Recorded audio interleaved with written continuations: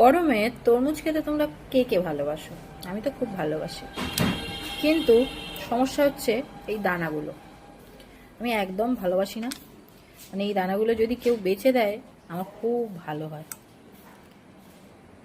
কোনো কোনো সময় আমার হাজব্যান্ড এটা বেছে দেয়, যদিও না বলবো না। তো দানাগুলো যদি না থাকতো এই ফলটার মধ্যে সব থেকে ভালো হতো, বলো। কিন্তু ওই যে এইভাবেই তোমাকে নিতে হবে, দানাগুলো থাকবে এবং সেখান থেকে তোমাকে দানাগুলোকে বেছে ফেলে দিয়ে ভালোটা খেতে হবে। জীবনেও কিছু মানুষ ঠিক এই দানাগুলোর মতন, কোনো কাজের নয়, শুধু ইরিটেটিং করার জন্য আছে। তাদেরকে জাস্ট এইভাবে সরিয়ে দাও লাইফ থেকে, দেওয়ার পরে সুন্দর করে তরমুজটাকে এনজয় করো।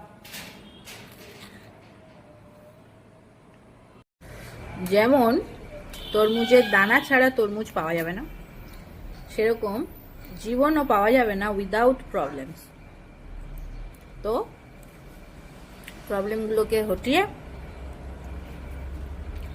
জীবনটাকে এনজয় করতে হবে।